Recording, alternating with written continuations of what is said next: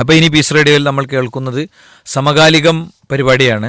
സമകാലികം പരിപാടിയിൽ നമ്മൾ എടുക്കാറുള്ളത് ജനങ്ങൾക്ക് ഏറെ ഉപകാരമുള്ള, അവരുടെ വ്യക്തിജീവിതവുമായി ബന്ധപ്പെട്ട് ഏറെ ഉപകാരമുള്ള ചില വിഷയങ്ങളാണ്. അതും ഇസ്ലാമികമായൊരു തലം അതിനുണ്ട്. ഒരു വ്യക്തിയുടെ ജീവൻ, ജീവിതം ഒക്കെ തുടങ്ങിയത് മഖാസിദു ശരിയൻ്റെ ഭാഗമാണ്. അപ്പം അത്തരമൊരു വിഷയം തന്നെ നമുക്കിന്ന് അൽഹംദുലില്ലാ സെലക്ട് ചെയ്യാൻ കഴിഞ്ഞിട്ടുണ്ട്. എൻ്റെ വളരെ അടുത്ത സുഹൃത്ത് അഷ്റഫ് കെയാണ് നമ്മളോടൊപ്പം ഇന്ന് ജോയിൻ ചെയ്യുന്നത്. അഷ്റഫ് കാക്ക് അപ്പോൾ ഹൃദയപൂർവ്വം സ്വാഗതം ചെയ്യാം നമുക്ക്. അതെ, അഷ്റഫ് ഖാൻ നമ്മൾ സ്വാഗതം ചെയ്യാണ്. അഷ്റഫ് ഖാ KCBയിലെ അസിസ്റ്റൻ്റ് എഞ്ചിനീയറാണ്. ഇപ്പോൾ തിരൂർ ട്രാൻസ്മിഷൻ ഡിവിഷൻ്റെ ചാർജിലാണ്, AE ആയിട്ടാണ് അദ്ദേഹം ഇരിക്കുന്നത്. എഞ്ചിനീയർ അഷ്റഫ് എന്നതിലേറെ അഷ്റഫ് ഖാ എന്ന് പറയുമ്പോൾ ഒന്നുകൂടി ഒരു കംഫർട്ട്, സർ എന്ന് വിളിക്കുന്നതിലേറെ അഷ്റഫ് ഖാ എന്ന് വിളിക്കാനാണ് എനിക്കിഷ്ടം. അങ്ങനെ തന്നെയല്ലേ അഷ്റഫ് ഖാ? തീർച്ചയായും. അതെ, വളരെ ദീർഘകാലത്തെ ആത്മബന്ധമുണ്ട്. അദ്ദേഹം ഞാനൊന്ന് മെരട്ടിൻ്റെ ശേഷമാണ് ഇങ്ങോട്ട് വന്നത്. തിരക്കായിരിക്കും. ഒരു ദിവസം രാത്രി 10 വിളിച്ചിട്ട് ഞാൻ പറഞ്ഞു, ഇനി നിങ്ങളെ വിളിക്കൂല, നിങ്ങൾ വന്നാലപ്പോൾ അത്ര ആത്മബന്ധം ഉള്ള ഒരാളാണ്. ഏതായാലും നമ്മൾ നേരെ വിഷയത്തിലേക്ക് കിടക്കുകയാണ്. നമ്മൾ അഷ്റഫ് ഖാൻ്റെ ഒരു വണ്ടർഫുൾ പെർഫോമൻസ് കണ്ടത് 2018 അല്ലേ, പ്രളയകാലത്താണ്. 2018 പ്രളയകാലത്ത് പിന്നെ നമ്മുടെ സംഘടനാ ചർച്ചകളിൽ ഒരു വിഷയം വന്നിട്ടുണ്ടായിരുന്നു. എന്തെല്ലാം കാര്യങ്ങൾ നമുക്ക് ചെയ്യാനുണ്ട് എന്നുള്ളൊരു വലിയ മേഖല ചർച്ചയ്ക്ക് വന്നിട്ടുണ്ടായിരുന്നു. അപ്പോൾ അതിൻ്റെ അടിസ്ഥാനത്തിലൊരു വലിയ മൂവ്മെൻറ്റ് രൂപീകരിക്കാൻ കഴിഞ്ഞു. ആ മൂവ്മെൻറ്റിൽ അദ്ദേഹം ഒരു KCBയുടെ ഭാഗം എന്നുള്ള നിലക്ക്, അദ്ദേഹത്തിന് ചെയ്യാൻ പറ്റിയ ഒരു സർവീസ് എന്നുള്ള നിലക്ക് വലിയ ഇടപെടലുകൾ നടത്തിയിട്ടുണ്ടായിരുന്നു. ആ സമയം ഒന്ന് ഓർത്തെടുക്കാമോ?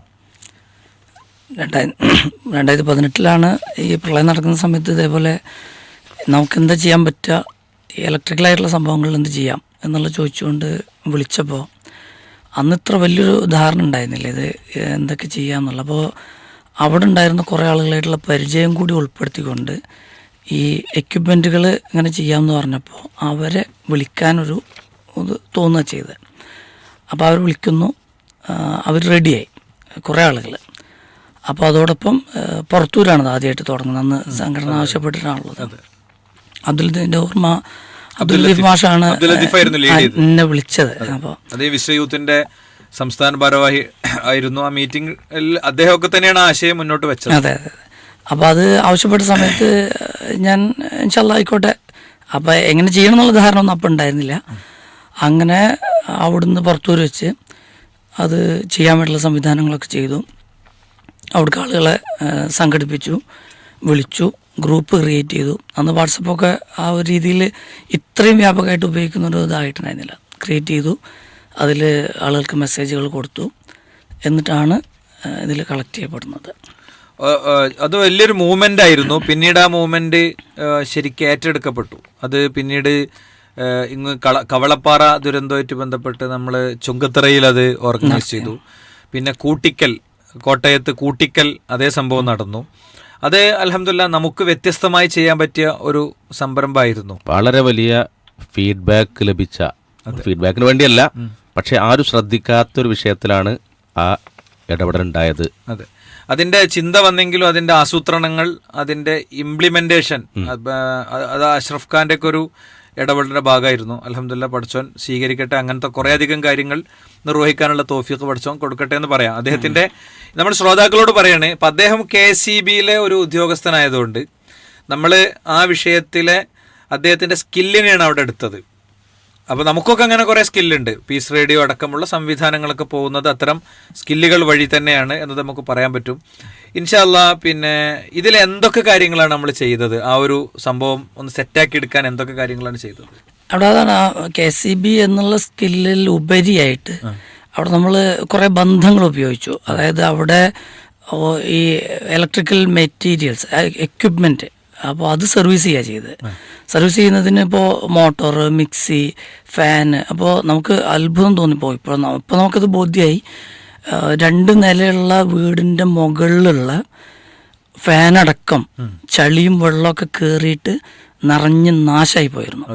അപ്പോൾ അതൊക്കെ ഇത് ആളുകൾ അതിലേക്കൊക്കെ തിരിച്ച് വീട്ടിലേക്ക് വരാൻ തുടങ്ങുന്ന സമയത്ത് അവിടെ ക്ലീൻ ചെയ്യാനും സംഭവമൊക്കെ ചെയ്യാൻ ശാരീരികമായി നല്ല ശേഷിയുള്ള ആളുകളൊക്കെ ചെയ്യുന്നുണ്ട്. നമുക്കതിന് കഴിയില്ല. അപ്പോൾ ആ ഒരു അവസ്ഥയിലാണ് ഇത് ചിന്തിക്കുന്നതും. അവിടെ KSEBക്കും കുറേ ഇത് ചെയ്യാണ്ടായിരുന്നു. പക്ഷേ ഇത്തരത്തിലുള്ള സർവീസ് ചെയ്യുന്ന എക്സ്പീരിയൻസ് ആയ കുറേ ആളുകളെ സംഘടിപ്പിച്ച് ഇതെല്ലാം കളക്ട് ചെയ്ത്, പ്രത്യേകിച്ച് പള്ളിയൊക്കെ ആയിട്ട് ബന്ധപ്പെട്ട് നമ്മൾ ഇവിടെ വടപുറത്തൊക്കെ ചെയ്തത് പള്ളിയുടെ വരാന്തയിൽ ഇത് കളക്ട് ചെയ്യുന്നു, അവിടെ രജിസ്റ്റർ ചെയ്യുന്നു, ടാഗ് ചെയ്യുന്നു. അപ്പോൾ ആ ടാഗ് അനുസരിച്ച് കൃത്യമായിട്ട് ചെയ്തത് തന്നെ തിരിച്ചു കൊടുക്കാൻ വേണ്ടി ഒരു നല്ല ഡീസൻ്റ് ആയിട്ടുള്ള ഇതായിരുന്നു. അത് അന്ന് സംഘടനയൊക്കെ അതിൻ്റെ ഒരു ഇത് ചെയ്തു എന്നാണ് ഞാൻ മനസ്സിലാക്കുന്നത്. ഇതിൽ ഇപ്പം വ്യത്യസ്തമായ കുടുംബങ്ങളിൽ നിന്ന് അങ്ങനെയാണ് എൻ്റെ രൂപം. ആളുകള് ഫാനൂരി, ഫ്രിഡ്ജ് ഏറ്റി, അല്ലേ, മിക്സി എടുത്ത് അവർ നമ്മളെ കൗണ്ടറിൽ വന്നിട്ട് അവർ നമ്മൾ ഇത് തരുന്ന സമയത്ത് ടാഗ് റെഡിയാക്കിയിട്ടുണ്ട്, പേരും നമ്പറും ഇതൊക്കെ വെച്ചിട്ട് രജിസ്റ്റർ ചെയ്യുന്നു. ഇതിൽ ഈ എക്യുപ്മെൻറ്റിൽ അത് ടാഗ് ചെയ്യുന്നു, അതഴിച്ച് പരത്തി ഒക്കെ ചെയ്ത് കഴിഞ്ഞതിന് ശേഷം സെറ്റ് ചെയ്യുന്നു.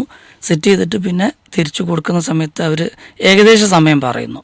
അപ്പോൾ അവർ വന്നിട്ട് പലതരത്തിലുള്ള ആളുകളായിരുന്നു അവിടെ വന്നത്. അപ്പോൾ അവർക്കെല്ലാം ഇത് എന്ത് ചെയ്യുന്നു, ഒരു ഉപകാരപ്പെടുന്നത് ഈ സാധനം ഇപ്പോൾ ഒരു മിക്സി കംപ്ലൈൻ്റ് ആയി കഴിഞ്ഞാൽ പിന്നെ കുറേ കാര്യങ്ങൾക്ക് മുടക്കം വരികയാണ്.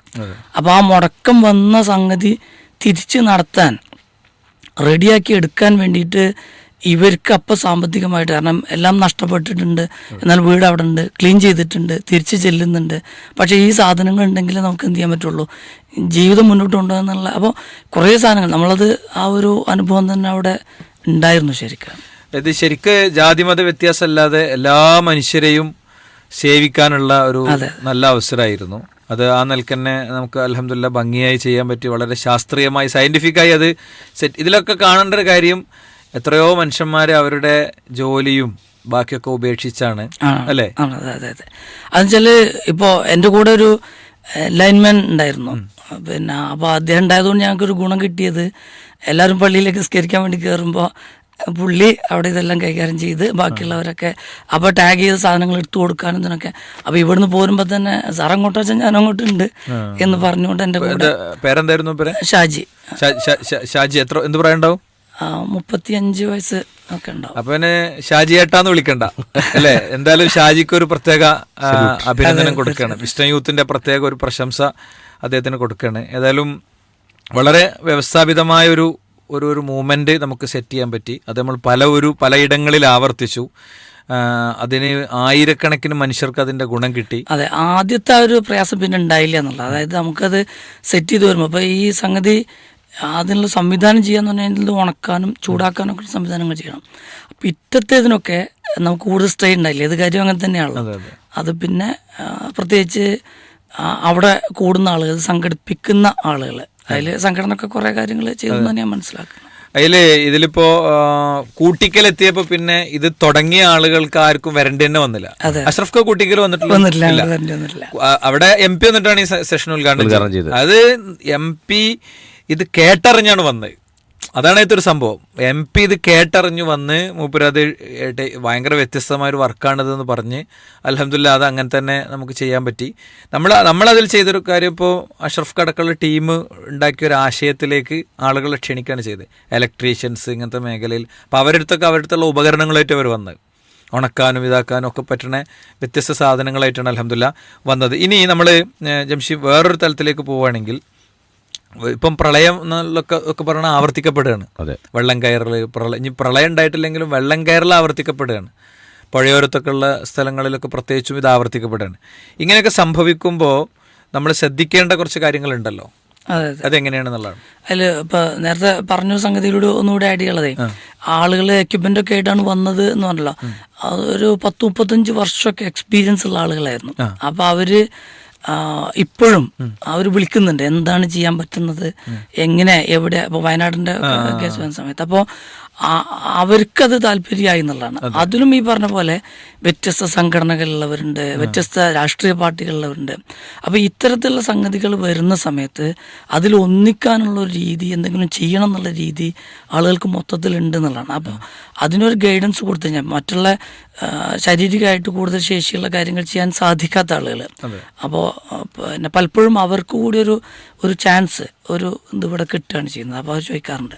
പിന്നെ ഇപ്പോൾ ചോദിച്ച സംഗതി ഇങ്ങനെയൊക്കെ വെള്ളം കയറുന്ന സമയത്ത് ഈ പ്രളയം മാത്രമല്ല, ബാക്കിയുള്ള എന്ത് സംഭവം വരുമ്പോഴും അതിൽ ഇപ്പോൾ മഴ പെയ്തുകൊണ്ടിരിക്കുന്നുണ്ട്, മഴ ഇങ്ങനെ കൂടി വരുന്നുണ്ട്.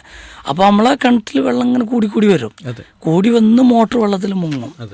അതേപോലെ മറ്റെന്തെങ്കിലും തരത്തിൽ ഒരു പിന്നെ വെള്ളപ്പൊക്കമായാലും എന്തൊക്കെയായാലും ഇത്ര എക്യുപ്മെൻറ്റുകൾ എന്തെങ്കിലും സംഭവിച്ചു കഴിഞ്ഞാൽ, അതേപോലെ ഈ പ്രളയമായാലും മറ്റുള്ള സംഭവമായാലും രണ്ട് തരത്തിൽ നമുക്കതിനെ തിരിക്കാൻ പറ്റും. ഒന്ന്, വീടിനകത്ത് നമ്മൾ ശ്രദ്ധിക്കേണ്ട കാര്യങ്ങൾ, രണ്ട്, നമ്മൾ പുറത്ത് ശ്രദ്ധിക്കേണ്ട കാര്യങ്ങളുണ്ട്.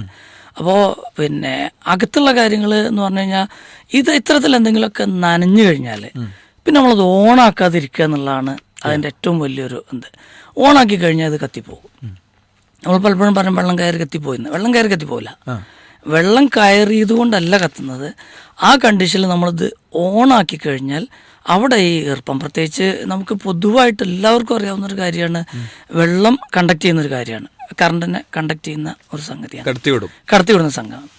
അപ്പോൾ അത് ഇതിനകത്തേക്ക് വരുമ്പോഴാണ്. നേരെ മറിച്ച് ഈ സംഗതി നമ്മൾ നേരെ ഓണാക്കാതെ പറ്റുകയാണെങ്കിൽ അത് ഡിസ്കണക്ട് ചെയ്തിട്ട് അത് അവിടുന്ന് മാറ്റി അവിടെ വെക്കുകയാണെങ്കിൽ, പ്രത്യേകിച്ച് ഫാനൊക്കെ ആണെന്നുണ്ടെങ്കിൽ നമ്മൾ അതിൽ നിന്ന് തന്നെ വേർപ്പെടുത്തി വയറ് ഡിസ്കണക്ട് ചെയ്താലും മതി.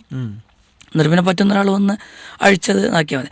പിന്നെ പറ്റുന്നുണ്ടെങ്കിൽ കുറച്ചുകൂടി അത് അഴിച്ച് ഉണക്കാൻ പറ്റുന്ന രീതിയിലേക്ക് അഴിച്ച് വെക്കുകയാണെങ്കിൽ അത്രയും നന്നായി. ബാറ്ററി ആണെങ്കിൽ എന്ത് സംഭവമാണെങ്കിലും, ഇലക്ട്രോണിക് സംഭവമാണെങ്കിൽ പിന്നീട് പ്രവർത്തിപ്പിക്കാതിരിക്കുക, ഡിസ്കണക്ട് ചെയ്യുക എന്നുള്ളതാണ്. അതാണ് ഇപ്പോൾ നമ്മൾ പ്രേക്ഷകർക്കും കൊടുക്കാൻ പറ്റുന്ന ഒരു വലിയൊരു സന്ദേശം. ഇത് പലർക്കും അറിയാത്തൊരു സംഭവമുണ്ട്. കത്തിയിട്ടില്ലെങ്കിലോ എന്ന് പറഞ്ഞ് ഒന്നുകൊണ്ട് ഓണാക്കി നോക്കിയാൽ അവിടെയാണത് കരിഞ്ഞു പോകും, അത് കയ്യിൽ നിന്ന് പോകും. അപ്പോൾ അത് കത്തിപ്പോകും. അത് ജസ്റ്റ് ചില സംഗതികൾക്ക് ഒന്ന് ഓണാക്കിയാൽ മതിയാവും. അതാവും ചില സംഭവങ്ങൾ ഒന്ന് ഓണാക്കി പിന്നെ ഓഫാക്കിയാലും ചിലപ്പോൾ അതിൻ്റെ വാർണിഷിനൊക്കെ പ്രശ്നങ്ങൾ വന്നിട്ട് അതിൻ്റെ പെർഫോമൻസ് ഒരുപാട് പ്രശ്നങ്ങൾ വരാം. അപ്പോൾ അതുകൊണ്ട് പരമാവധി ഇത് ഓണാക്കാതിരിക്കുക എന്നുള്ളതാണ് ചെയ്യുള്ളത്. പിന്നെ വീടിനകത്ത് മറ്റൊരു സംഭവം ഉള്ളത്, ചിലപ്പോൾ കത്തുക മാത്രമാവില്ല, വലിയ അപകടങ്ങൾ സംഭവിക്കാനും കാരണമാവില്ലേ? അതെ, അതൊരു വിഷയമാണ്. ഇപ്പോൾ നമ്മൾ ഇന്ന് ആ ഒരു രീതിയിൽ ഞാൻ ഉദ്ദേശിച്ചതും ഇത് അപകടങ്ങളാണ് ഇത്തരത്തിലുള്ള സംഭവങ്ങൾ നമ്മൾ ശ്രദ്ധിക്കേണ്ടത്. അപ്പോൾ ഒന്ന്, ഈ ഇൻവെർട്ടർ ഉണ്ടാകും. അപ്പോൾ വീട്ടിലേക്ക് നമ്മൾ കയറുന്ന സമയത്ത് മെയിൻ സ്വിച്ച് ഓഫ് ചെയ്യും. അത് പൊതുവെ എല്ലാവർക്കും അറിയാം. എന്തെങ്കിലും സംഭവിച്ചു കഴിഞ്ഞാൽ മെയിൻ സ്വിച്ച് ഓഫ് ആക്കണം എന്നുള്ളത് എല്ലാവർക്കും അറിയാം. അറിയാത്തവരുണ്ടാവാൻ സാധ്യതയുണ്ട്. അതെ, അതും പറയാം, ശരിക്കും പ്രേക്ഷകരോട് പറയാൻ പറ്റുന്നത് മെയിൻ സ്വിച്ച് ഓഫ് ചെയ്യണം. മെയിൻ സ്വിച്ച് ഓഫ് ചെയ്യാൻ തന്നെ നമുക്കറിയാം, മീറ്ററിലേക്കാണ് കറണ്ട് വരുന്നത്. മീറ്ററിലേക്ക് കറണ്ട് വരുന്നു എന്നുള്ളതും പോസ്റ്റിൽ നിന്നാണ് വരുന്നു എന്നുള്ളതും കൃത്യമായിട്ട് എല്ലാവർക്കും അറിയാം. അപ്പോൾ ഈ മീറ്ററിന് തൊട്ടടുത്ത് ഓഫ് ചെയ്യാൻ പറ്റുന്ന രൂപത്തിൽ ഒരു മെയിൻ സ്വിച്ച് ഉണ്ടാവും, അല്ലെങ്കിൽ ഒരു ബ്രേക്കറോ ഐസൊലേറ്ററോ ഉണ്ടാകും. ഇത് ഓഫ് ചെയ്യുന്നതോടൊപ്പം നമ്മൾ അകത്തേക്ക് കയറി എന്തെങ്കിലും ഒരു രക്ഷാപ്രവർത്തനമായിട്ടോ എന്തെങ്കിലും സംഭവം, ഇപ്പോൾ ഷോക്കടിച്ച കണ്ടിട്ടാണെങ്കിലും അവിടെ ഇൻവെർട്ടർ ഉണ്ടാവും. ഈ ഇൻവെർട്ടർ ഊരിയിടാൻ വേണ്ടി നമ്മൾ ശ്രദ്ധിക്കേണ്ടതുണ്ട്. ഇല്ലെങ്കിൽ എത്രത്തോളം എന്ന് വെച്ചാൽ ഞങ്ങൾക്ക് ഫീൽഡിൽ അനുഭവിക്കുന്ന ഒരു സംഭവം, എത്ര ഞങ്ങൾ ഓഫ് ചെയ്ത് എർത്ത് ചെയ്താൽ പോലും, എർത്ത് പക്ക ചെയ്തിട്ടുണ്ടെങ്കിൽ അത്ര പ്രശ്നം വരില്ല, ഇൻവെർട്ടറിൽ നിന്ന് സപ്ലൈ കയറി വരും. ലൈനിൽ ഡിസ്കണക്ട് ചെയ്ത് നിങ്ങൾ വർക്കിന് വരുമ്പോഴും വീടിന്റെ ഉള്ളിലെ ഇൻവെർട്ടർ പാസ് ചെയ്യും കേട്ട്, അതായത് ഇൻവെർട്ടറിന് പ്രശ്നമുണ്ടെങ്കിൽ ലൈനിലേക്ക് വരും, തിരിച്ചു കയറും. അങ്ങനെ അതാണ്. അപ്പൊ KSEB വർക്ക് ചെയ്യുന്ന ആളുകൾ അവര് ലൈനൊക്കെ ഡിസ്കണക്ട് ചെയ്ത് വരുമ്പോഴും ഇവിടെ ഡിസ്കണക്ട് ചെയ്തിട്ടില്ലെങ്കിൽ കേടുണ്ടെങ്കിൽ തിരിച്ച് സപ്ലൈ ഇങ്ങോട്ട് ചെയ്യും. ഇൻവെർട്ടർ അതിന്റെ ശരിയായ പ്രവർത്തനം ചെയ്തിട്ടില്ലെങ്കിൽ സപ്ലൈ കയറി തിരിച്ചു വരും. ശരിയായ പ്രവർത്തനം ചെയ്തിട്ടുണ്ടെങ്കിലും വീടിനകത്ത് നമ്മൾ എന്തെങ്കിലും ചെയ്യാൻ വേണ്ടി കയറുമ്പോൾ ശ്രദ്ധിച്ചിട്ടില്ലെങ്കിൽ ഈ ഇൻവെർട്ടറിന്റെ സപ്ലൈ നമുക്ക് അപകടം ഉണ്ടാക്കും. അപ്പോൾ ഇൻവെർട്ടറിന്റെ AC DC ഇൻവെർട്ടറിന് തിരിച്ചു വരുന്നത് AC തന്നെയാണ്. അപ്പോൾ അത് DC ആക്കിയിട്ട് ബാറ്ററിയിലേക്ക് സേവ് ചെയ്തിട്ട് സ്റ്റോർ ചെയ്തിട്ട് പിന്നെ തിരിച്ച് കൺവേർട്ട് ചെയ്യണം. ടെക്നിക്കൽ വശങ്ങളൊക്കെ കൂടുതൽ ഇതാക്കേണ്ടതുണ്ട്. അപ്പോൾ ഇതുകൂടി നമ്മൾ ശ്രദ്ധിക്കണം. വീടിനകത്താവുമ്പോൾ ശ്രദ്ധിക്കേണ്ട സംഭവങ്ങളിൽ ഒന്ന്, ഈ സാധനങ്ങൾ എക്യുപ്മെൻറ്റുകളെ പ്രൊട്ടക്ട് ചെയ്യാൻ വേണ്ടിയിട്ട് നമ്മൾ എന്ത് ചെയ്യുന്നു, ഓണാക്കുന്നില്ല എന്നുള്ളത്, അത് ഉറപ്പ് വരുത്തുക. രണ്ടാമത്തെ, നമ്മൾ കയറി എന്തെങ്കിലും ചെയ്യുന്നുണ്ടെങ്കിൽ, ഈവൻ ഞാൻ നേരത്തെ പറഞ്ഞ ഡിസ്കണക്ട് ചെയ്യുന്നു നമ്മൾ പറഞ്ഞല്ലോ, അപ്പോൾ ആ ഡിസ്കണക്ട് ചെയ്യുന്നതിന് വരെ ഇത് ശ്രദ്ധിക്കേണ്ട, ഇൻവെർട്ടർ വരുന്നുണ്ട്. ഇതിൽ ഇപ്പം ഞങ്ങളൊരിക്കൽ ഒരു യാത്രയിൽ, സ്കൂളിൽ നിന്നുള്ളൊരു യാത്രയിൽ നമ്മുടെ സ്കൂളിൽ വർക്ക് ചെയ്യുന്ന അവിടുത്തെ ഈ സ്വീപ്പർ പോസ്റ്റിലുള്ള ഒരാൾ, ഒരു ലേഡിയാണ്, അവർ നമ്മുടെ അടുത്ത് ഇങ്ങനെ പറഞ്ഞു, പക്ഷേ ഈ വീട് നിങ്ങൾ നോട്ട് ചെയ്തോളിയെന്ന് പറഞ്ഞു. അപ്പം ജംഷി ഞങ്ങളെ നാട്ടിലേക്ക് പോണ ഭാഗത്താണ്. അപ്പോൾ അവർ ഈ ലൈനിൻ്റെ അടുത്ത് മുരിങ്ങുണ്ട്. മുരിങ്ങ ഒടിക്കാൻ വേണ്ടിയിട്ട് ഇവരെന്ത് ചെയ്തു വെച്ച് കഴിഞ്ഞാൽ അവിടെ ഇതിന് വേണ്ടിയിട്ട് നമ്മളെ വാർപ്പിൻ്റെ പണിക്ക് വേണ്ടിയിട്ട് കൊണ്ടുവന്നിട്ട് കമ്പിയിൽ നിന്ന് ഒന്നെടുത്തിട്ട് മുരിങ്ങൊടിച്ചപ്പോൾ അതിങ്ങനെ ഒലഞ്ച് അറിയാം നമ്മൾ മലപ്പുറം ഭാഷയിൽ. അതിങ്ങനെ ചാഞ്ഞ് നേരെ കൺട്രോളിൽ നിന്ന് പോയിട്ട് നേരെ ലൈനിൽ തട്ടി. ഇവർക്ക് ഷോക്ക് അടിച്ചു. ഇവർക്ക് ഷോക്ക് അടിച്ചപ്പോൾ ഇവരെ കല്യാണം കഴിച്ച് കൊണ്ടുവന്ന അതേ ദിവസമാണ് അവരുടെ ഭർത്താവിൻ്റെ അനിയൻ്റെ ഭാര്യനെ കൊണ്ടുവന്നത്. അവർക്കും ഷോക്ക് അടിച്ചു. ഒരേ ദിവസം വന്ന രണ്ടാൾ ഒരേ ദിവസം മരിച്ചു. ഇത് കണ്ടുകൊണ്ട് ഓടി വന്ന് ഉമ്മ പിടിക്കാൻ നോക്കിയപ്പോൾ ഉമ്മയും മരിച്ചു. 2 മരുമക്കളൊരു ഉമ്മയും. ഞാൻ എന്തിനാ കോട്ട് ചെയ്ത് വെച്ച് കഴിഞ്ഞാൽ ഇപ്പം ഈ ഷോക്ക് അടിക്കുക എന്നൊക്കെ പറയുമ്പോഴും സ്വിച്ച് ഓഫ് ആക്കുക എന്നൊക്കെ പറയുമ്പോഴും ഇതിന്ന് ലൈനിക്ക് അങ്ങോട്ട് കയറും എന്നൊക്കെ പറയുമ്പോഴും ചിലപ്പോഴൊന്നും ആളുകളെ തലേക്ക് ഇത് അങ്ങനെ കയറിയിട്ടുണ്ടാവില്ല. ഇങ്ങനെ എന്തെങ്കിലുമൊക്കെ ഒരു ഓർമ്മ എവിടെയെങ്കിലും ഉണ്ടോ? അതായത് ഇത്തരം സംഭവങ്ങൾ ഒരുപാട് നടക്കുന്നുണ്ട്. നമ്മൾ ഇതിൽ ഒരുപാട് ശ്രദ്ധിക്കേണ്ടതുണ്ട്. ഇപ്പോൾ അതാണ് ഞാൻ വീടിന് പുറത്ത് എന്ന് പറഞ്ഞ സംഗതി. അത് പ്രത്യേകിച്ച് ഇതിപ്പോൾ നമ്മൾ പർപ്പസ്ഫുള്ളി വെച്ചു എന്നേ ഞങ്ങൾ പറയുള്ളൂ. കാരണം ഇതിൻ്റെ ബോധവൽക്കരണം ചെറിയ തോതിനൊന്നുമല്ല. നല്ലൊരു ഫണ്ട് ചെലവഴിച്ചുകൊണ്ട് തന്നെ ഈവൻ നമ്മൾ മൈക്ക് കെട്ടിയിട്ട് തന്നെ പിന്നെ ഇതിലേക്ക് പുറത്ത് അനൗൺസ് ചെയ്തുകൊണ്ട് ചെയ്യുന്നുണ്ട്. പിന്നെ മീഡിയാസ് വഴി ചെയ്യുന്നുണ്ട്. എന്നിട്ട് പ്രത്യേകിച്ച് അതിൽ ഇരുമ്പ് തോട്ടി ഉപയോഗിക്കരുത് എന്ന വാക്കും ചില വീഡിയോസ് തന്നെ അങ്ങനെ നമ്മൾ ചെയ്യുന്നുണ്ട്. അതേപോലെ ഞാൻ നേരത്തെ പുറത്ത് ഇങ്ങനത്തെ സംഭവങ്ങൾ ഉണ്ടാകുമ്പോൾ തന്നെ ഇപ്പോൾ കാറ്റടിച്ചാൽ കറണ്ട് പോകുമെന്ന് പൊതുവെ നമ്മൾ പറയും. കറണ്ട് അടിച്ചാൽ കാറ്റ് പോവുകയും ചെയ്യും. അതെ, കാറ്റടിച്ചാൽ കറണ്ട് പോകും, കറണ്ട് അടിച്ചാൽ കാറ്റ് പോകും. അത് ശ്രദ്ധിക്കണം. എന്നുവെച്ചാല് നമ്മള് പലപ്പോഴും ഈ ഒരു സംഗതി ശ്രദ്ധിക്കാതെ പറ്റുന്നതല്ല, അത് ശ്രദ്ധിക്കാതെ പറ്റുന്നതാണ്, ഒരു അബദ്ധം ചെയ്യുന്ന. പക്ഷെ അത് ഇങ്ങനെ സംഭവിച്ചവരുടെ കുടുംബത്തിൽ പോലും പിന്നെ നടക്കുന്നുള്ളതാണ്. പിന്നെ നമ്മളിങ്ങനെ ഷോക്ക് അടിച്ചു കഴിഞ്ഞാൽ അവിടെ പിന്നെ ഈ സപ്ലൈ കളയാൽ ഒന്ന് ഓടിച്ചെന്ന് പിടിക്കുക എന്നുള്ളതാണ് പിന്നെ അടുത്ത ആളുകൾ ചെയ്യുന്നത്, പാനിക്കായിട്ട് രക്ഷപ്പെടുത്താൻ വേണ്ടി. അപ്പോൾ അതിനെക്കുറിച്ചുള്ള ഒരു നല്ല ധാരണ വേണം. അവിടെ അത് എന്ത് നമുക്ക് ചെയ്യാൻ പറ്റും. നമ്മൾ ഇതായിട്ടുള്ള ഇൻസുലേറ്റഡ് ആയിട്ടുള്ള സംഭവം, അല്ലെങ്കിൽ ഈവൻ ഷർട്ട് പിടിച്ച് വലിക്കാൻ പറ്റുകയാണെങ്കിൽ അങ്ങനെ, അല്ലെങ്കിൽ ചവിട്ടാൻ പറ്റുക, കൈ കൊണ്ട് പിടിച്ചു കഴിഞ്ഞാൽ നമ്മളെയും പിന്നെയും പിടിക്കും എന്നുള്ളതാണ്.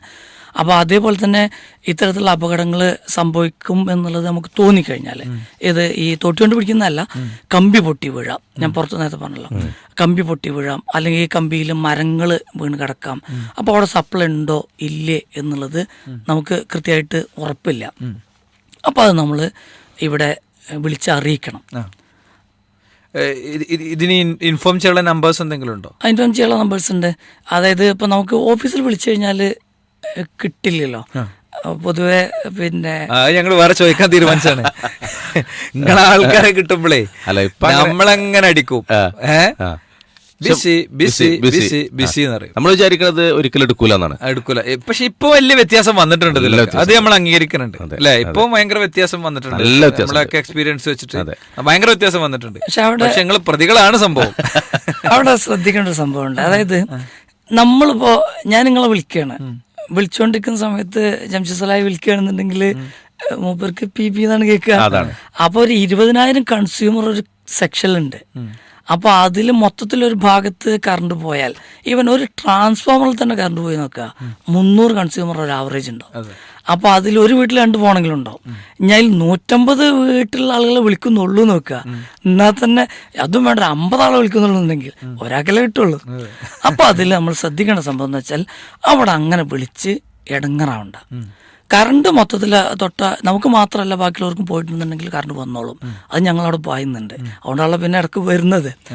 പിന്നെ ഇതിൽ നമ്മൾ അഡ്രസ് ചെയ്യേണ്ടതാണ്, നമ്മള് വീട്ടില് പിന്നെ ഫാന് കിട്ടിയിട്ടില്ലെങ്കിൽ ഭയങ്കര പ്രശ്നമാണ്. ചൂടുകൊണ്ട് ഉറങ്ങാൻ പറ്റണില്ല, അല്ലെങ്കിൽ മഴയാണെങ്കിൽ ഭയങ്കര ബുദ്ധിമുട്ടാണ് എന്നൊക്കെ പറയുമ്പോഴും കൊടും ചൂടത്ത് ഇലക്ട്രിക് പോസ്റ്റിൽ നിന്ന് പെരും മഴയത്ത് രാത്രി നമ്മളെപ്പോലത്തെ മനുഷ്യർ പാമ്പും തേളും ഒക്കെ ഉള്ള വഴികളിലൂടെ ചെറിയൊരു ടോർച്ച് ലൈറ്റും അടിച്ച് കോണിയും താങ്ങി നടന്നു പോകുന്നുണ്ട്. യാഥാർത്ഥ്യമാണത്, വൈകാരികമാണ് ശരിക്ക്. ഇപ്പോൾ ഈ വയനാടൊക്കെ ഇലക്ട്രിസിറ്റി വകുപ്പിനെ നമ്മൾ ബിഗ് സല്യൂട്ടാണ് കൊടുക്കുക. ചെറിയ സമയം കൊണ്ട് അവർ ആ ഡ്യൂട്ടി നിർവഹിച്ചിട്ടുണ്ട്. നമ്മളിതൊക്കെ പറയുമ്പോൾ അവരെ നമ്മൾ മറക്കാൻ പാടില്ല. മനുഷ്യരാണ്, നമ്മളെ പോലത്തെ മനുഷ്യരാണ്. നമുക്ക് നമ്മുടെ അപ്പോഴത്തെ ആവശ്യം കിട്ടാതെ വരുമ്പോൾ ബിസി എന്ന് കേൾക്കുമ്പോൾ നമ്മളിപ്പോൾ ഫ്രസ്ട്രേറ്റഡ് ആയിരിക്കും. പക്ഷേ നമ്മുടെ സഹോദരങ്ങളാണ്. ഏതിലും അലസന്മാരും മടിയന്മാരൊക്കെ ഉണ്ടാവും. പക്ഷെ എല്ലാവർക്കും കൂടി ഒരു ടാഗ് ലൈൻ കൊടുത്തുവിടാന്നുള്ള കാര്യത്തിൽ യാതൊരു സംശയമല്ല. പീസ് റേഡിയോയുടെ 1000 അഭിനന്ദനങ്ങളും പിന്തുണകളും നമ്മളതിൽ KCB-യിലെ ആത്മാർത്ഥതയുള്ള അതിൽ ഏറ്റവും അടിത്തട്ടിലെ ഉദ്യോഗസ്ഥൻ മുതൽ മുകൾ തട്ടിലെ ആളുകൾ വരെ നമ്മൾ പറയുന്നുണ്ട്. തീർച്ചയായും. അപ്പോൾ അതിലെന്താ വെച്ചാൽ ഈ വിളിച്ചിട്ട് കിട്ടാത്ത ഇതാണ് വിഷയം. അപ്പോൾ അതിൽ നമ്മുടെ ഒക്കെ കറണ്ട് ബില്ലിൻ്റെ ഏറ്റവും മേലെ 1912 അത് മാത്രം വിളിച്ചാൽ മതി. അതല്ല എന്നുണ്ടെങ്കിൽ അപകട സംബന്ധമായിട്ട് എന്തെങ്കിലും 1912 എന്തിനുള്ളതാണ്? ടോൾ ഫ്രീ നമ്പറാണ്. അപ്പൊ അതിൽ വിളിച്ചു കഴിഞ്ഞാൽ ഭയങ്കര ഇമ്മീഡിയറ്റ് ആവശ്യങ്ങൾ, നമുക്ക് പെട്ടെന്നുള്ള ആവശ്യങ്ങൾ നിർവഹിക്കാണ്ടെങ്കിൽ അതിന് വേറെ നമ്പറുണ്ട്. അത് ഞാൻ പറയാം, ഓർത്തിരിക്കാൻ എളുപ്പമാണ്. 94 96 01 01 01 94 96 01 01 01.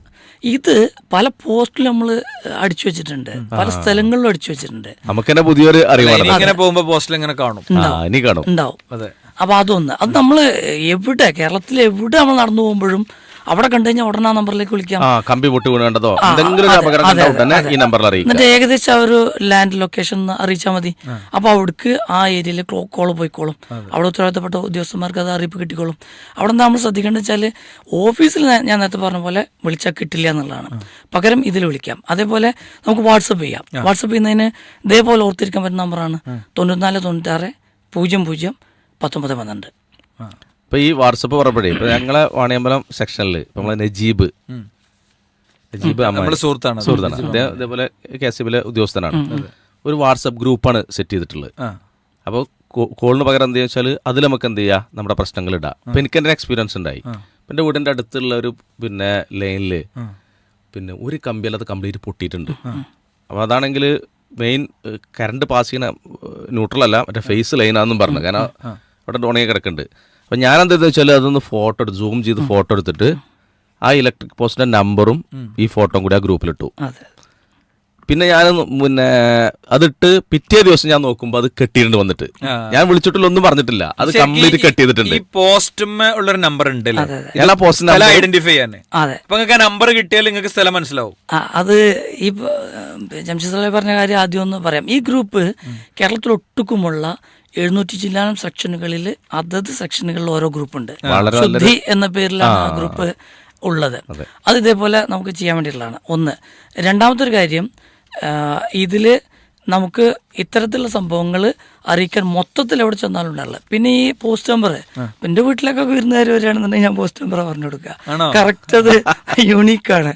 അപ്പൊ അതില് ഇപ്പൊ കടമ്പഴത്തി കഴിഞ്ഞാൽ പിന്നെ അങ്ങോട്ട് ഈ പോസ്റ്റ് നമ്പർ നോക്കി വന്നാൽ നല്ല അഡ്രസ്സാണത്. നല്ല അഡ്രസ്സാണ്. എന്തെങ്കിലും വേറെ എന്തെങ്കിലും ഡെലിവറി ഒക്കെ ചെയ്യാറുണ്ടെങ്കിലും പോസ്റ്റ് നമ്പർ കൊടുക്കാൻ പറ്റുന്നതാണ്, യൂണീക്കാണത്. അതോടൊപ്പം ഈ സംഭവങ്ങൾ ഇതേപോലെ നമുക്ക് ഐഡന്റിഫൈ ചെയ്തിട്ട് ഫോൾട്ടുകൾ ക്ലിയർ ചെയ്യാനും ഇതിനൊക്കെ പറ്റും എന്നുള്ളതാണ്. ഓക്കെ. അപ്പോൾ ഏതായാലും ഇതിലിപ്പോൾ നമ്മൾ അപകട സാധ്യതയെക്കുറിച്ച് പറയണ്ടായി. അപകട സാധ്യത കണ്ടാൽ ചെയ്യേണ്ട സംഭവങ്ങൾ പറയണ്ടായി. ഈ ഒരു KCB പശ്ചാത്തലത്തിൽ ഇലക്ട്രിക്കൽ മേഖലയിലൊക്കെ വർക്ക് ചെയ്തപ്പം പങ്കുവെക്കേണ്ട എന്തെങ്കിലും ഓർമ്മകളോ അനുഭവങ്ങളോ പ്രത്യേകിച്ച് ഉണ്ടോ? അപകടങ്ങളിൽ ഇതിൽ ശ്രദ്ധിക്കുക എന്നുള്ളതാണ് ഏറ്റവും എപ്പോഴും പറയാനുള്ളത്. ഞങ്ങൾ സ്ഥിരമായി രാവിലെ സൺറൈസ് മീറ്റിംഗ് കൂടും. അപ്പോൾ അതിൽ സ്ഥിരമായി പ്രതിജ്ഞ എടുക്കും, അപകടം ഒഴിവാക്കിക്കൊണ്ട്. അതിപ്പോൾ സമയപരിമിതി കൊണ്ട് മുഴുവൻ പറയാൻ അതില്ല. അതേപോലെ അപകടത്തെക്കുറിച്ചാണ് ഞങ്ങൾ വീണ്ടും അതായത് ഒരുപാട് ആളുകൾ പബ്ലിക് മരണപ്പെടുന്നുണ്ട്. ഞാൻ ജസ്റ്റ് ഒരു എക്സ്റ്റൻഷൻ വാങ്ങട്ടെ, ഒരു 3-4 മിനിറ്റ്സ് നമ്മൾ എക്സ്റ്റൻഷൻ വാങ്ങിയിട്ട് മുന്നോട്ട് പോകാം. ഓക്കെ. അപ്പോൾ അതിൽ നമ്മൾ എന്ത് ചെയ്യുന്നുണ്ട് വെച്ചാൽ ഇത്തരത്തിലുള്ള അപകടങ്ങൾ വരാതിരിക്കാൻ വേണ്ടിയിട്ട് നമ്മുടെ സ്റ്റാഫും ഒരുപാട് അപകടത്തിൽപ്പെടുന്നുണ്ട്. അപ്പോൾ അവർക്കൊക്കെ ഇതിനുള്ള പരസ്പരം പങ്കുവെക്കും. അനുഭവങ്ങൾ ഒരുപാടുണ്ട്. ഞാൻ പബ്ലിക്കിനോട് പറയുന്നത്, അപ്പോൾ നിങ്ങളുടെ റേഡിയോ ഒക്കെ ഉപയോഗിക്കുന്ന ആളുകൾ പലപ്പോഴും എന്ത് ചെയ്യുന്നുണ്ടാകും, എന്തെങ്കിലും സംഗതി കണ്ടു കഴിഞ്ഞാൽ അതിലെന്തെങ്കിലും ചെയ്യണം എന്ന് ആഗ്രഹിക്കുന്നവരാണ്. അപ്പോൾ അതുകൊണ്ട് അത്തരത്തിൽ ചിന്തിക്കുമ്പോൾ ഞങ്ങൾക്കുണ്ടായ ഒരു അനുഭവം എന്ന് വെച്ചാൽ പല ഫാൾട്ട് വന്നു കഴിഞ്ഞാൽ, ഇപ്പോൾ നേരത്തെ പറഞ്ഞല്ലോ കറണ്ട് പോകുന്നതിനെ കുറിച്ച്, അതുകൂടി ഇതിനോട് ചേർത്ത് വായിക്കാം. കറണ്ട് പോയി കഴിഞ്ഞാൽ 3 മിനിറ്റ് കഴിഞ്ഞാൽ ഫീഡർ ട്രിപ്പാവും, 11 kV ഫീഡർ. അപ്പോൾ ട്രിപ്പായി കഴിഞ്ഞാൽ 3 മിനിറ്റ് കഴിഞ്ഞാൽ ടെസ്റ്റ് ചാർജ് ചെയ്യും. 3 മിനിറ്റ് കഴിയുമ്പോൾ ടെസ്റ്റ് ചാർജ് ചെയ്യും. അതാണ് കറണ്ട് ഒന്ന് വന്നിട്ട് പിന്നെയും പോയി എന്നൊക്കെ പറഞ്ഞിട്ട് ചീത്ത പറയാറുള്ള ആ ടെസ്റ്റ് ചാർജ് ചെയ്തിട്ട് ഫാൾട്ട് അവിടെ എക്സിസ്റ്റിംഗ് ആണെങ്കിൽ വീണ്ടും ട്രിപ്പ് ആവും. അപ്പോൾ ആ വീണ്ടും ട്രിപ്പായി കഴിഞ്ഞാൽ പിന്നെ 5 മിനിറ്റ് കഴിഞ്ഞിട്ടാണ് ഡിസ്ചാർജ് ചെയ്യുക. കാരണം അതിനിടയ്ക്ക് എന്തെങ്കിലും ഉണ്ടെങ്കിൽ ഞങ്ങൾക്ക് കോൾ കിട്ടാൻ വേണ്ടിയിട്ടാണ്. അതിനിടയ്ക്ക് ആളുകൾ വിളിച്ച് ചീത്ത വിളിക്കുന്നുണ്ടെങ്കിൽ ഈ യഥാർത്ഥത്തിൽ ഈ ഫാൾട്ട് കണ്ട ആൾക്ക് വിളിക്കുമ്പോൾ നഷ്ടപ്പെടുക ചെയ്യാം. അപ്പോൾ അതുകൊണ്ട് ദയവ് ചെയ്ത ആളുകളോട് പറയാനുള്ളത് അപ്പോൾ വിളിച്ച് ശല്യപ്പെടുത്താതിരിക്കുക. കറണ്ട് ഇല്ല എന്നുണ്ട്, അപ്പോൾ ആരോ ഈ ഫാൾട്ടിന്റെ ശബ്ദം കേട്ടിട്ടുണ്ട്, അവർക്ക് അപ്പോൾ വിളിക്കണം. അവർക്ക് വിളിച്ചിട്ട് കിട്ടുന്നില്ലെങ്കിൽ ഞാൻ നേരത്തെ പറഞ്ഞ നമ്പറിൽ വിളിക്കാം, ഓക്കെ, എന്നാലും സെക്ഷൻ ഓഫീസിൽ വിളിക്കണം. അതൊന്ന്. അങ്ങനെ ഞങ്ങൾ ഒരിക്കൽ ചെല്ലുന്ന സമയത്ത് ഈ ഒരാൾ എന്ത് ചെയ്യുന്നുണ്ട്, തോട്ടി ഉപയോഗിച്ച് അയാൾ കണ്ടിട്ടുണ്ട് ഇത് എടുത്ത് കളയുന്നത്, ഒരു മടൽ കിടക്കുകയായിരുന്നു, അതിൽ ഓല മടൽ കിടക്കുക, അതെടുത്ത് നീക്കുന്നുണ്ട്. സത്യത്തിൽ അപ്പോൾ കയ്യും കാലും കുഴഞ്ഞുപോയി. കാരണം അടുത്ത ടെസ്റ്റ് ചാർജ് എങ്ങാനും ചെയ്താൽ ഇയാളങ്ങും മരണപ്പെട്ടു പോകും. അപ്പൊ അയാള് ഉപകാരം ചെയ്യുന്നത്, ഓഫീസിൽ നിന്ന് ആള് വന്നാൽ ഇതെല്ലാം ചെയ്യുന്നതെന്നാണ് അയാൾ. അപ്പൊ അയാൾ ചീത്ത വിളിക്കാനും വയ്യ, നല്ലത് പറയാനും വയ്യ. പിന്നെ അയാളോട് പറഞ്ഞ് മനസ്സിലാക്കി കൊടുത്തു, കുറച്ച് സ്ട്രോങ് തന്നെ നേരത്തെ നിങ്ങൾ പറഞ്ഞ മാതിരി ഒന്ന് ചീത്ത പറഞ്ഞുകൊണ്ട് തന്നെ പറഞ്ഞു. അപ്പൊ അതൊന്ന് ശ്രദ്ധിക്കുക. അത് അങ്ങനത്തെ കുറെ അനുഭവങ്ങളുണ്ട്, അത് ശ്രദ്ധിക്കണ്ട. നമ്മള് കേറിയിട്ട് എന്ത് ചെയ്യരുത്, ഇത് പരിഹരിക്കാൻ ഉദ്യോഗസ്ഥന്മാരെ അറിയിക്കണം ചെയ്യണം. ലൈനുമുള്ള പരിപാടിക്കൊന്നും പോകരുത്. എന്നാലേ പിന്നെ ഷോക്ക് അടിച്ച ഒരാളെ കാര്യത്തില് വേണ്ട മുൻകരുതലുകളോടുകൂടി നമ്മൾ ഇടപെടണം. അത് ഓഫീസിൽ നിന്ന് ആള് വരുമ്പോഴത്തേന് അത് രക്ഷപ്പെടുത്താനുള്ള വഴി ഈ പറഞ്ഞ പോലെ പള്ളിക്ക് വിളിച്ചു പറയലേക്ക് കരുതല്ലേ. അവിടെ നമ്മൾ ശ്രദ്ധിക്കേണ്ട സംഭവമുണ്ട്. ഈ ഷോക്ക് അടിച്ച വ്യക്തിയുടെ കയ്യിൽ നിന്ന് അല്ലെങ്കിൽ ശരീരത്തിൽ നിന്ന് ഇത് വേർപെട്ടെന്ന് ഉറപ്പാക്കിയ ശേഷം ബോധവുമില്ല, അയാൾക്ക് ശ്വാസവും ഇല്ല എന്ന് ബോധ്യപ്പെട്ടാൽ അയാൾക്ക് CPR വേഗം കൊടുക്കണം. അത് സംഘടന എന്തോ ചെയ്യുന്നുണ്ടല്ലോ, നമ്മള് റെസ്ക്യൂ നമ്മള് ട്രോമാ കെയർ ട്രെയിനിങ്ങൾ കൊണ്ടുവരുന്നുണ്ട്. ശ്രോതാക്കളോട് പറയാണ്, ശരിക്ക് ഒരാളെ ശ്വാസം നിലച്ചാൽ ചെയ്യേണ്ട കാര്യത്തിനാണ് ഈ CPR എന്ന് പറയുന്നത്. അഷ്റഫ് ഖാനെ പറഞ്ഞോളൂ. അപ്പൊ അത് നമ്മള് CPR കൊടുക്കണം. CPR എന്താന്ന് കൂടി ഒന്ന് പറഞ്ഞോളൂ. CPR നമ്മള് ഇയാൾക്ക് ശ്വാസം പെട്ടെന്ന്, ഹൃദയം സ്തംഭിച്ചു പോയിട്ടുണ്ട്, പ്രത്യേകിച്ച് ഷോക്ക് അടിച്ചു കഴിഞ്ഞാൽ പെട്ടെന്ന് സ്തംഭിച്ചു പോകും. അപ്പോൾ അത് നമ്മൾ രണ്ടാമത് ബൂട്ട് ചെയ്ത് വരാനുള്ള ആ സ്തംഭിച്ചതിനെ ഒഴിവാക്കാൻ വേണ്ടിയിട്ട് CPRനെ കുറിച്ച് കൂടുതൽ പറയേണ്ടതുണ്ടല്ലോ. അപ്പോൾ അതിന് നമ്മൾ ശ്വാസോച്ഛ്വാസം കൃത്യമായിട്ട് കൊടുക്കുക എന്നുള്ളതാണ്. ഇയാളെ കൈ ഇങ്ങനെ ഒരു കൈയിന്റെ മേലെ മറ്റേ കൈ വെച്ച് നെഞ്ചിൽ വെച്ച് ഇങ്ങനെ പ്രസ് ചെയ്യണതാണ്. അപ്പൊ ഇത് നമ്മള് പിന്നെ ശീലിക്കേണ്ടത് ആവശ്യമാണ്. നമ്മളെ ബെഡ്റൂമൊക്കെ ആവശ്യമാണ്, നമ്മളെ വീട്ടിലേക്ക് ആവശ്യമാണ്, അയലോകത്തൊക്കെ ആവശ്യമാണ്. അതൊക്കെ ജീവൻ രക്ഷാ ഉപാധികളാണ്, വഴികളാണ്. തീർച്ചയായും കണ്ടിന്യൂ ചെയ്തോളൂ. അപ്പോൾ ഇത് ജീവൻ രക്ഷിക്കാൻ വേണ്ടിയിട്ട് നമ്മൾ എന്തൊക്കെ ചെയ്യാൻ പറ്റുമോ എന്നുള്ളതാണ്. പ്രത്യേകിച്ച് നമ്മൾ ഇലക്ട്രിസിറ്റിയെ സംബന്ധിച്ചിടത്തോളം നമുക്ക് ഇത് നേരത്തെ പറഞ്ഞ ഒരുപാട് എക്യുപ്മെന്റുകൾ ഉപയോഗിക്കുന്നുണ്ട്. വീട്ടിലെ എല്ലാ സംഭവങ്ങളും ഇപ്പോൾ ചെയ്യുന്നത് കറണ്ടാണ്.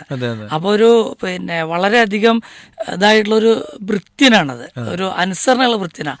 അതോടൊപ്പം അദൃശ്യനായ ഒരു കൊലയാളി കൂടിയാണ്.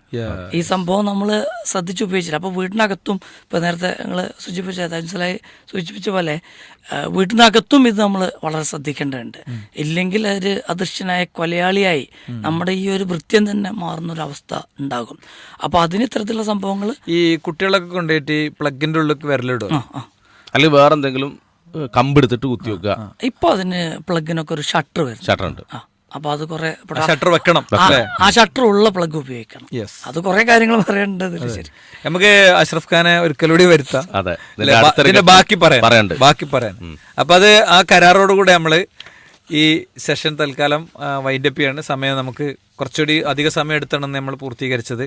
എന്തായാലും ജീവൻ രക്ഷാ വഴികളെക്കുറിച്ചാണ്, അല്ലെങ്കിൽ ഇന്ന് നമ്മൾ തികച്ചും ദീനീയായ വൈജ്ഞാനികമായ ഒരു വിശ്വാസി എന്നുള്ള ആൾക്ക് കൂടി ശ്രദ്ധിക്കേണ്ട ചില കാര്യങ്ങൾ കൂടി അദ്ദേഹത്തിൻ്റെ സംസാരത്തിൽ വന്നിട്ടുണ്ട്. ഒന്ന്, ജീവൻ രക്ഷിക്കേണ്ടത് നമ്മളെ ബാധ്യതയാണ്, അപ്പം ശ്രദ്ധിക്കേണ്ട കാര്യങ്ങൾ. രണ്ട്, ജീവൻ സുരക്ഷിതമായിരിക്കാനുള്ള കാര്യങ്ങൾ. മതപരമായി ജീവിത സുരക്ഷിതത്വത്തിന് പാഠങ്ങളുണ്ടല്ലോ. അതെ, അപ്പം ശരിക്കും അഷ്റഫ് ഖാൻ നടത്തിയ ഉപദേശങ്ങളുടെ ഒരു പുണ്യത്തിൻ്റെ തലെടുക്കുകയാണെങ്കിൽ എന്ന് വേണ്ടപ്പോൾ KCBയിലെ ഇത്തരം വർക്ക് ചെയ്യുന്ന ആളുകളോടൊക്കെ നമുക്ക് പറയാനുള്ളത്, നിങ്ങൾ ഉദ്ദേശിക്കുകയാണെങ്കിൽ ഒരാളെ ജീവൻ രക്ഷിച്ചാൽ ഭൂമിയിലെ മുഴുവൻ മനുഷ്യരുടെയും ജീവൻ രക്ഷിച്ചതുപോലെയാണെന്നാണ് ഖുറാൻ്റെ പ്രയോഗം. അപ്പോൾ ശരിക്കും ഒരാളെ രക്ഷിക്കാൻ വേണ്ടി നിങ്ങൾ നടത്തുന്ന ഒരു പ്രവർത്തനം, രാത്രി നിങ്ങൾ എടുക്കുന്ന ഒരു അധ്വാനം, അത് ലോകത്തെ 700 കോടി മനുഷ്യരെ രക്ഷിക്കാൻ എടുക്കുന്നത് പോലെയാണ്. ഇസ്ലാമിക ഭാഷയിൽ നമ്മൾ അതിനങ്ങനെയാണ് കാണുക.